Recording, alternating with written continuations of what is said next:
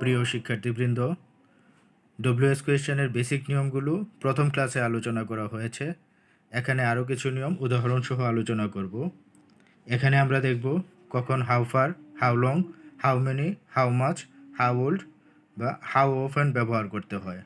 তাছাড়া কখন what kind, what class বা হোয়াট ডেট ব্যবহার করতে হয়। দূরত্ব জানার জন্য হাউ ফার দ্বারা প্রশ্ন করতে হবে। যেমন ইট is about 145 kilometres from Dhaka. এটা ঢাকা থেকে 145 কিলোমিটার দূর। এখানে 145 কিলোমিটার্স আন্ডারলাইন করা আছে, অর্থাৎ দূরত্ব জানতে চেয়েছে। তাহলে প্রশ্ন হবে how far is it from Dhaka, এটা ঢাকা থেকে কত দূর। তারপর it is about 2.5 kilometres from Teknaf to Saint Martin's Island. Teknaf থেকে সেন্ট মার্টিনস আইল্যান্ড 2.5 কিলোমিটার দূর। এখানে অ্যাবাউট 2.5 কিলোমিটার্স আন্ডারলাইন করা আছে, অর্থাৎ দূরত্ব জানতে চেয়েছে। তাহলে প্রশ্ন হবে how far is Saint Martin's Island from Teknaf. Teknaf থেকে সেন্ট মার্টিনস আইল্যান্ড কত দূর। দৈর্ঘ্য বা কত সময় জানার জন্য হাউ লং দ্বারা প্রশ্ন করতে হবে। যেমন the hare slept for an hour. খরগোশটি 1 ঘন্টা ঘুমালো। এখানে অ্যান আওয়ার আন্ডারলাইন করা আছে, অর্থাৎ খরগোশটি কতক্ষণ ঘুমালো তা জানতে চাওয়া হয়েছে। তাহলে প্রশ্ন হবে how long did the hare sleep. খরগোশটি কতক্ষণ ঘুমালো। এখানে মূল ভার্ব স্লেপ্ট পাস্ট টেন্স, তাই সাহায্যকারী ভার্ব হিসেবে ডিড ব্যবহার করা হয়েছে। সংখ্যা জানার জন্য হাউ মেনি দ্বারা প্রশ্ন করতে হবে। যেমন there are 4 levels in the food pyramid. Food পিরামিডে 4টি স্তর রয়েছে।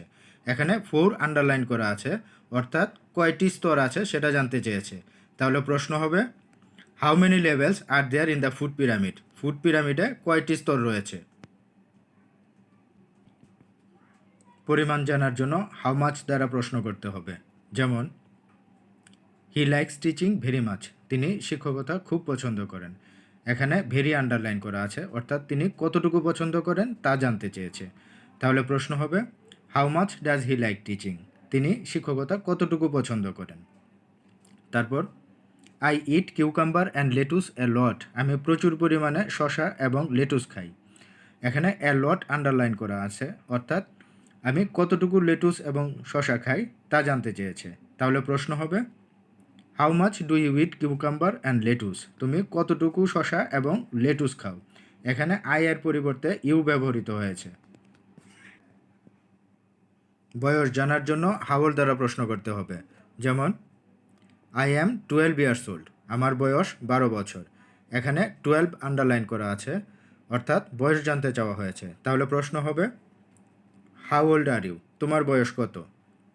তারপর হিজ সিস্টার নিপা ওয়াজ 6 ইয়ার্স ওল্ড। তার বোন নিপার বয়স 6 বছর। এখানে 6 আন্ডারলাইন করা আছে, অর্থাৎ নিপার বয়স জানতে চাওয়া হয়েছে। তাহলে প্রশ্ন হবে how old was his sister Nipa, অর্থাৎ তার বোন নিপার বয়স কত। কতবার জানার জন্য, অর্থাৎ কোনো কাজ কেউ একজন কতবার করে বা কখন কখন করে বা কোনো কাজ কখন কখন সংগঠিত হয় তা জানার জন্য হাউ অফেন দ্বারা প্রশ্ন করতে হবে। যেমন I do not eat them regularly. আমি এগুলো নিয়মিত খাই না। এখানে রেগুলারলি আন্ডারলাইন করা আছে, অর্থাৎ কখন কখন খাই না তা জানতে চেয়েছে। তাহলে প্রশ্ন হবে how often do you not eat them. তুমি এগুলো কখন কখন খাও না। তারপর I eat fruits and vegetables everyday. আমি ফল এবং শাকসবজি প্রতিদিন খাই। এখানে এভরিডে আন্ডারলাইন করা আছে, অর্থাৎ আমি ফল এবং শাকসবজি কখন কখন খাই তা জানতে চেয়েছে। তাহলে প্রশ্ন হবে how often do you eat fruits and vegetables. তুমি কখন কখন ফল এবং শাকসবজি খাও। তারপর the Olympics are held every 4 years. Olympic games প্রতি 4 বছর পর পর অনুষ্ঠিত হয়।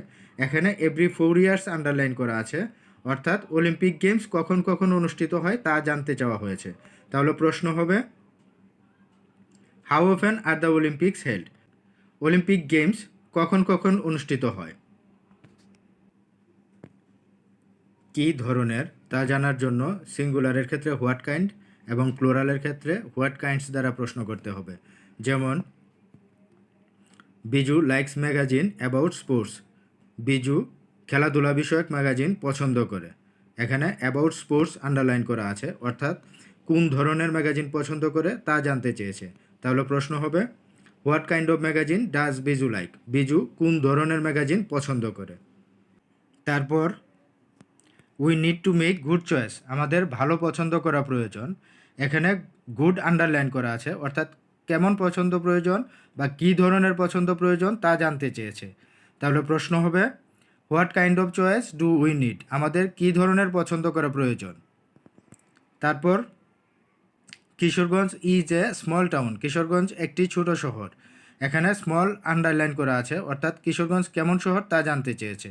তাহলে প্রশ্ন হবে what kind of town is Kishoreganj, Kishoreganj কী ধরনের শহর।